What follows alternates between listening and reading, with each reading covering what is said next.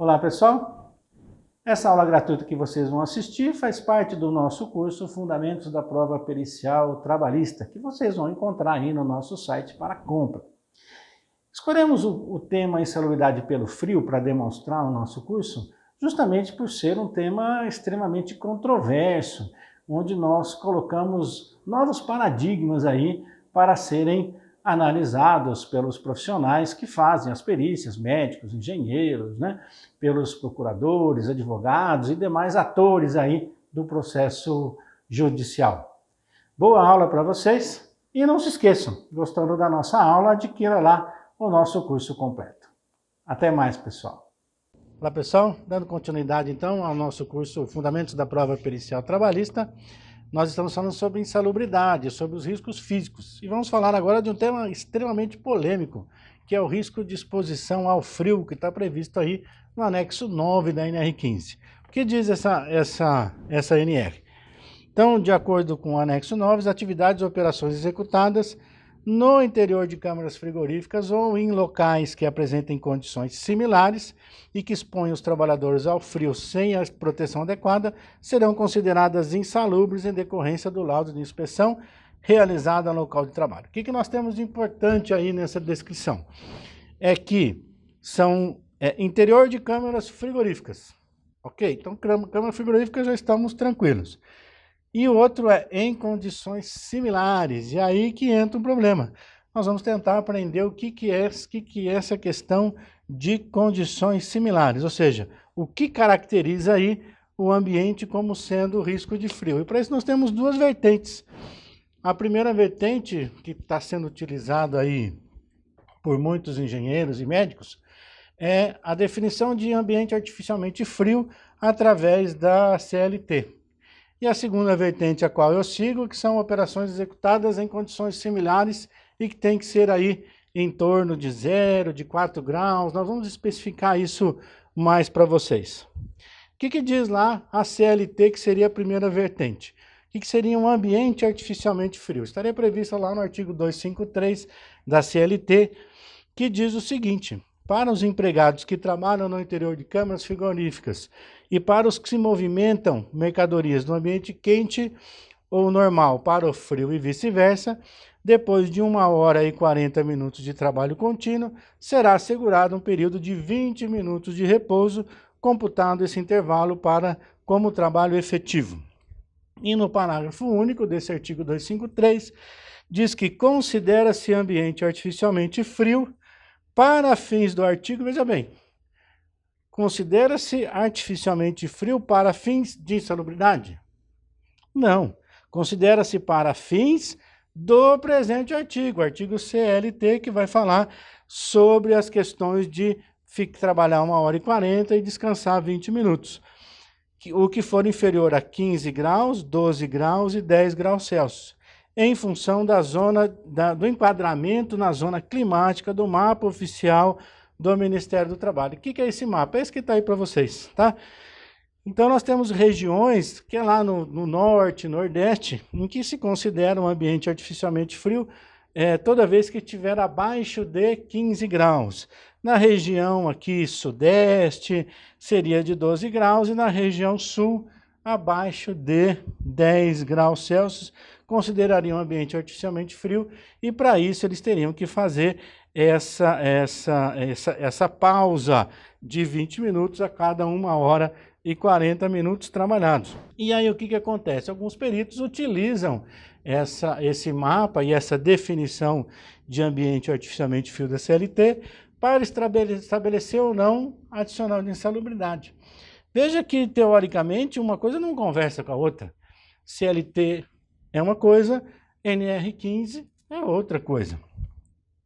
Outra coisa, a própria NR15, no seu anexo 9, diz que a avaliação ela é quantitativa ou qualitativa? Ela diz que ela é qualitativa, ou seja, teoricamente eu não tenho que medir o frio, eu só tenho que efetivamente identificar ou não a presença de frio, independente se é 10 graus, 12 graus, 8 graus, 5 graus. A variação é unicamente qualitativa. Por isso que atualmente nós não estamos concordando efetivamente com o uso da CLT para o estabelecimento de adicional de insalubridade. Então veja bem, a parte segunda é câmeras frigoríficas ou similares. O que é uma câmara frigorífica? Uma câmara fria é uma instalação, um conjunto de equipamentos que criam um espaço de temperatura controlada, propícia para a conservação de elementos e materiais diversos. Vocês podem ver aí na imagem do slide, câmaras frias elas se dividem em dois tipos principais, a câmara de resfriados e a câmara de congelados. Elas se distinguem no alcance da temperatura. A câmara fria de resfriamento geralmente atinge 0 graus Celsius, podendo ser um pouco mais, 4 graus, 8 graus, e a de congelamento pode chegar aí até a menos 20 graus Celsius. A imagem que vocês veem no slide é de uma câmara fria, a primeira slide é uma câmara fria normal, e a do lado é de um caminhão frigorífico. Quais são as doenças que estão relacionadas com o frio descritas na literatura? Nós podemos ter um agravamento de pacientes com asma, ou agravamento de pacientes com cardiopatias, ou agravamento de uma hipertensão arterial. E doenças específicas relacionadas ao frio, nós temos o fenômeno de Raynaud, o frostnip e o frostbite, o eritema pérneo ou perniose ou frieira, e os pés de trincheira ou imersão, e a famosa hipotermia. Um dado importante, um conceito importante da enciclopédia ORT, fala-se sobre a capacidade física e o frio. A gente sabe que no frio o rendimento muscular diminui. A capacidade para o trabalho, medida pela capacidade aeróbica máxima, se reduz de 5 a 6% a cada grau de temperatura, que é diminuída a nossa temperatura interna. Baixas temperaturas, isso aqui é importante, principalmente para os engenheiros. Baixas temperaturas em si mesmo não causam enfermidades no sistema músculo-esquelético e nem tampouco doenças reumáticas. Então isso é de extrema importância. O pessoal, pegou que ele teve reumatismo, porque ele estava exposto ao frio, pegou reumatismo. Tem nada a ver uma coisa com outra. Tendinite não é causada pelo frio, ok? Então doença músculo-esquelética não é causada pelo frio. Não existe pneumonia pelo frio. Quem que causa pneumonia? É um vírus ou uma bactéria. Então, não existe essas doenças pulmonares e não existe as doenças reumáticas ou lesões de músculo esquelético. Sistema músculo-esquelético. O que nós temos? Veja bem, toda vez que está frio, as articulações estão mais frias, aumenta a viscosidade do líquido sinovial e, como consequência, ocorre um aumento da resistência ao movimento. Então, o que acontece? No frio, eu preciso fazer mais força para fazer o mesmo movimento que eu faria numa temperatura adequada. Então, se eu estou exposto a movimentos repetitivos que podem causar lesão, ou se eu estou exposto à força que podem causar lesão, quando eu estou num ambiente frio, eu vou precisar de fazer mais força. Então, o frio atua de uma maneira indireta, não diretamente. Quem que causou a tendinite? Quem causou foi o movimento repetitivo, foi a força. O frio só atuou como mais um fator a dificultar e propiciar. Mas se eu ficar paradinho lá no frio, eu não vou ter tendinite, não vou ter reumatismo, eu não vou ter nada disso, ok? Um dado importante que nós temos também é que o corpo humano mantém uma temperatura interna que é considerada adequada, que fica entre na faixa de 36,5 a 37,5 graus Celsius. O risco do trabalho aumenta no frio, principalmente por causa da ocorrência de hipotermia, que começa quando a nossa temperatura interna do corpo começa a cair abaixo de 35 graus. Pode ocorrer até, olha que interessante, isso está descrito no Current Medicina Ocupacional e Ambiental de 2016, capítulo 14, danos causados por agentes físicos.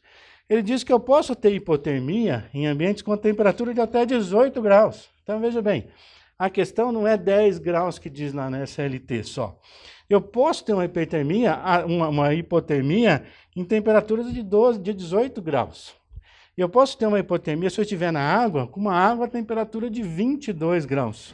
Mas em tudo que a gente fala em saúde ocupacional, não depende só da intensidade. Qual o valor da temperatura? Vai depender do quê? Tudo em medicina do trabalho é FID, frequência, intensidade e duração. Então, eu fiquei exposto a uma temperatura X, mas com qual frequência, com qual duração, quanto tempo da jornada, por quanto tempo eu fico. Então é isso que vai me fazer avaliar a possibilidade de eu ter doença ou não. O risco será considerado quando efetivamente identificado que o tempo de exposição àquela determinada temperatura está causando queda da temperatura interna do organismo, para que eu possa ter, então, a hipotermia. Essa queda tem que ser menor do que 35 graus. O risco do trabalho com frio é principalmente a ocorrência, então, dessa hipotermia, ok? Os sintomas de hipotermia podem ser leves, moderados ou severos, dependendo do grau de exposição ao frio. Sintomas leves são aqueles que a gente tem quando acaba de se expor ao frio, que é tremor, pés e mãos frias, dormência nos membros, perda da destreza e pouca energia. Moderados, eu tenho tremores mais violentos, fala tremida e lenta, respiração superficial, pulsação fraca, dificuldade de raciocínio e de atenção. E os sintomas severos são perda do controle dos pés, das mãos e dos membros. Os tremores param e pode até perder o sentido. Respiração torna-se superficial e poderá até parar. E a pulsação torna-se irregular ou até inexistente. Também poderá sentir os músculos presos e as pupilas dilatadas. A temperatura corporal também pode ser medida para a variação. Entre 36 e 37,5 é considerada normal. Entre 35 e 36,5 já temos uma diminuição da temperatura corpórea, podendo encontrar calafrios, vasoconstrição periférica, pode haver diminuição da frequência cardíaca e também da frequência respiratória. Entre 33 e 35 graus, já temos hipotermia branda com sintomas de intensos calafrios. Abaixo de 33 graus, rigidez muscular e articular. Abaixo de 30, encontra-se estado de semiconsciência, confusão, queda da frequência respiratória, hemoconcentração por perda de volume plasmático, formando então o edema subcutâneo. E abaixo de 28 graus, nós já vamos chegar a ter até a perda de consciência. E o que acontece quando a pele começa a resfriar? É isso que vocês estão vendo. Ela se resfria a temperaturas próximas de zero, podem ocorrer oscilações em consequências do congelamento do tecido, chamados de frostbites. Isso se produz mais comumente nas extremidades, como orelhas, nariz, dedos, mãos. Em casos brancos, somente as camadas externas se congelam e é esse quadro mais branco chamado frostnip, como é por vezes chamado em inglês, que se caracteriza por uma pele branca, de aparência séria e perda da sensação. É semelhante até a uma queimadura de sol ou outras queimaduras em primeiro grau. Já o frostbite ele é bem mais profundo e é uma forma mais séria com ulceração que consiste no congelamento de tecidos e mais dos tecidos mais profundos, né, como músculos, ossos e tendões, e pode chegar à necrose e perda aí desses dedos, né? Então vocês têm aí um exemplo, a primeira mão, você tem um frostnip, depois a mão do meio já evoluindo para um frostbite e a terceira mão já temos aí um frostbite estabelecido, evoluindo para a necrose e ele vai ter a perda desses dedos, né? Aqui já casos mais sérios, isso normalmente não acontece aí no ponto de vista ocupacional, somente esses malucos aí que vão subir montanha do Everest, etc e tal, e aí você tem esses casos, chega a ter esses casos mais sérios aí de frostbite. Esse aqui é uma doença bem interessante relacionada ao frio, que é chamada de frieiras ou eritema pérneo. O termo melhor dado para isso é de eritema pérneo. É uma condição inflamatória da pele que ocorre após a exposição ao frio e manifesta-se com lesões eritemato-violáceas, pruriginosas e dolorosas na extremidade. Ocorre devido a uma resposta vascular alterada à exposição ao frio. Aparece como uma tumefação quente e vermelha nos dedos, das mãos e dos pés, geralmente coceira, prurido, ardor e dor. Ocorre em pessoas com exposições repetidas ao frio, sem adequada proteção, podendo desenvolver lesões recorrentes e também lesões crônicas. E como é que eu vou fazer então a minha avaliação do frio? Eu devo levar em conta o quê? Devo levar em conta vários fatores. A temperatura do ar, medida pelo termômetro, a velocidade do vento, medida pelo anemômetro, a umidade do ambiente, a atividade física que produz calor, sendo útil a avaliação de tabelas e taxas metabólicas, e o tempo de exposição em escala de trabalho. Veja bem, eu não posso só simplesmente considerar lá o artigo 253 da CLT. Quanto que tem? 10 graus. Mas e daí? 10 graus eu só estou vendo a temperatura do ar. Mas a velocidade do vento influencia? Com certeza influencia. Quanto maior o vento, maior a possibilidade de eu fazer hipotermia e as lesões relacionadas aí às doenças relacionadas ao frio, o frostnip e o frostbite. E a umidade, com certeza, quanto mais úmido e frio estiver o ambiente, maior a possibilidade de eu ter hipotermia. Então, é só a temperatura? Lógico que não. E esse último ponto é de extrema importância. Qual a atividade física realizada? Isso os peritos não estão analisando. Por quê? Veja bem, se eu chegar num ambiente de trabalho frio e eu ficar lá paradinho, eu vou começar a tremer porque eu vou ter frio. Agora veja o exemplo, por exemplo, no frigorífico. Eu chego lá no meu ambiente de 10 graus, 12 graus, e eu vou estar parado? Não, eu vou estar cortando.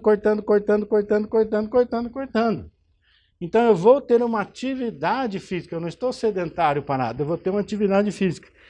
Essa atividade física, pessoal, produz calor. Por que que você treme? Por que que o organismo começa aquela história do calafrio? Porque quando você tem o calafrio, teus músculos estão se mexendo e você está fazendo o quê? Produzindo calor. Então, a produção do calor não é só pelo calafrio, pelo tremor, também é pela sua atividade. Se está muito frio, o que a gente começa a fazer? Não é assim? Eu estou com frio, eu começo a me mexer. O que eu estou fazendo aí? Eu estou produzindo calor. Então, para a minha avaliação, se está frio, se o trabalho está com exposição a frio, vai depender do metabolismo produzido pela atividade. Da mesma maneira que a gente tem lá na exposição ao calor, que eu tenho que ver o metabolismo, eu tenho que pensar na exposição ao frio, é a mesma coisa. Eu estou produzindo calor. E, obviamente, o tempo de exposição no trabalho. Tá certo? Uma coisa é eu ficar 5 minutos, outra coisa é eu ficar 4 horas exposto a esse ambiente frio. Trago para vocês aqui esse dado importante, que é desse livrinho, da ACGH, que fala sobre os diretrizes para controle de risco à saúde, que são os chamados thresholds, limit values, e os índices biológicos de exposição. Para o caso do frio, ele apresenta a relação entre a temperatura ambiente e a velocidade do ar. E olha lá que ele vai acabar deixando claro que em temperaturas acima de 4 graus Celsius, e eu vou demonstrar que é para atividades que não sejam sedentárias, eles não apresentam riscos de doenças relacionadas ao frio, a não ser que eu tenha junto exposição com umidade, aí é diferente. Se eu tiver frio e umidade, aí eu vou ter um risco aumentado. Esse aqui é o gráfico da CGH que nós trouxemos para vocês. Veja que ele traça uma relação entre temperatura do ar, que foi medida através do bulbo seco, e a velocidade do vento, que foi medida através de um anemômetro. Nós temos 4 estágios aí. O vermelho, o amarelo, o azul e o branco, que está lá no seu canto superior esquerdo. O vermelho indica, assim, onde você tem temperaturas muito baixas, associado com a ventilação maior, são ambientes de muito risco. E a parte exposta pode, inclusive, congelar em 30 segundos. O amarelo é o de risco médio, em que o risco de congelamento ocorre até 1 minuto. A parte azul, que é o que a gente já começa a encontrar mais nos nossos ambientes de trabalho, que ele vai variar lá de menos 1 grau até menos 29 graus, exposições menores que 1 hora, ele pode ter um risco já, mesmo para exposições menores que 1 hora com a pele seca. O maior risco desse caso está na falsa sensação de segurança. Como não é tão frio, ele vai suportando mais tempo. E o branco lá em cima, vocês vejam que traz um limite de 4 graus. Quando eu estou nessa parte branca acima de 4 graus, diz a CGH, não há risco, desde que não tenha contato com locais úmidos, que aí poderão causar os pés de trincheira e os pés de imersão. A CGH também traz informações importantes sobre a conduta que nós devemos tomar. Está plenamente indicado o uso de luvas de proteção para o frio nas seguintes situações. Se eu tenho um trabalho sedentário, mesmo em temperaturas entre 4 e 16 graus Celsius, ou entre 5 e 16 graus Celsius, se o trabalho é sedentário, está plenamente indicado o uso de luva, tá certo? Vou usar aí o trabalho leve para menor que 4 graus e trabalho moderado com temperatura menor que 7 graus. Eu tenho que utilizar a luva. Trabalhos manuais finos, em temperaturas abaixo de 16 graus, que não consigam utilizar luvas e que se estendam por mais de 10 a 20 minutos, devem ser adotadas medidas para manter a mão do trabalhador aquecida. Isso pode ser feito através de jatos de ar quente ou placas de contato aquecidas. Lembra também que quando é realizado um trabalho abaixo de 4 graus Celsius, não é só a luva que eu vou utilizar, eu tenho que usar a proteção de corpo todo. Por exemplo, que nós temos aí a roupa para frio, meia, luva, avental, bota, etc. Eu vou ter que usar a proteção para o corpo todo sempre que tiver abaixo de 4 graus. Então, o que eu entendo para a avaliação do adicional de salubridade para o frio? A insalubridade pelo frio é prevista na NR15, ela é de avaliação qualitativa. O artigo 253 e os mapas da zona climática não têm qualquer relação legal com o adicional de salubridade e não deveria ser levado em consideração. Existe diferença entre um trabalho em ambiente frio e um trabalho com risco frio para adicional de salubridade. Então, isso é importante a gente analisar. Apenas para fins de exemplo, podemos ter uma identificação de ruído de 78 decibéis. Ruído de 78 decibéis, eu tenho ruído? Tenho. Mas ele produz danos à saúde? Não. Para produzir danos à saúde, o ruído tem que ser acima de 85 decibéis para 8 horas. Então, eu posso ter um ambiente frio. Agora, como que eu vou identificar se esse ambiente frio é ou não insalubre? Identificada a atividade com frio, qualitativamente, deve ser verificado se este é capaz de causar danos à saúde, ou seja, que ele é insalubre. Isso não depende somente da temperatura do ambiente, mas também da velocidade do ar, da umidade, da atividade física executada e do tempo de exposição ao risco. Ajuda nessa análise, e aqui que eu quero trazer um ponto importante. Pessoal, em medicina ocupacional, epidemiologia é tudo. Ajuda nessa análise a entrevista aos trabalhadores do setor, especialmente se há queixas de sensação térmica de frio e também se há queixas principalmente em extremidades, bem como se há queixas de doenças lá no ambulatório médico. Analisar, por fim, a existência de entrega e o uso de EPIs. Proteção total para o corpo é indicada, de acordo com a CGH, apenas para atividades com menos de 4 graus Celsius. Uso de luvas e de aquecedores de mãos para atividades sedentárias que esteja entre 16 e 4 graus Celsius. E trago para vocês um dado, chama a atenção de vocês para um dado importante. Trabalhos de entrada e saída de câmaras frigoríficas. É muito comum esse tipo de perícia. Trabalho no supermercado, tem que entrar lá para pegar o queijo, pegar a mussarela, pegar o açougue, tem que entrar lá e pegar a carne que dá dentro do frigorífico e tem que trazer para fora. Ou eu dirijo, sou caminhoneiro, dirijo um caminhão de entrega, eu chego para entregar no local, pego, tiro a carga do caminhão e coloco no local, volto, pego, tiro a carga do caminhão e coloco no local. O que acontece nessas atividades? O tempo dentro do local é pequeno e não é capaz de diminuir a temperatura interna e, portanto, não são geradoras do adicional de salubridade. Não existe, outra coisa importante, não existe cientificamente doenças relacionadas com o famigerado choque térmico. Não existe, isso aqui está na cultura popular. Não existe choque térmico, existe doença por frio, doença por calor, tá? E que alguns engenheiros e até alguns médicos, infelizmente, acabam citando esse lado. Ele trabalhava do frio para o calor e teve, então, um choque térmico, né? Outra citação errônea que eu já vi em perícia tem adicional de salubridade porque não usava máscara para o frio. E o ar chega gelado nas vias respiratórias. Isso é um absurdo enorme, né? Para que servem as respiratórias? É para aquecer o ar, não chega nenhum ar gelado lá no alvéolo, não existe isso, né? A via respiratória aquece o ar, então você respira aquele ar gelado, vai entrar no nariz, boca, né? Na hora que ele chegou lá no alvéolo, ele está quentinho. Esta é a função da árvore respiratória. E eu queria terminar essa exposição falando sobre frio, mostrando essas duas situações. Você veja que ambos estão expostos à mesma temperatura. Tanto essa brincando na neve, ambiente extremamente frio, e estão na mesma situação que os do lado, que tiveram lá os frostbites, né? O ambiente frio dos dois é o mesmo? Sim. O que mudou? Esse pessoal que foi lá, que está lá, o rapaz que perdeu a ponta do dedo, a perna, o pé, tá vendo? Eles foram lá sem roupa? Não, eles foram lá vestidos de roupa. Qual que é a diferença entre um e o outro? A diferença é o tempo que eles ficaram, cada um ficou exposto. A diferença é, muitas vezes, a velocidade do ar, porque quem está lá na montanha, a velocidade do ar é muito diferente do que eu tenho aqui embaixo.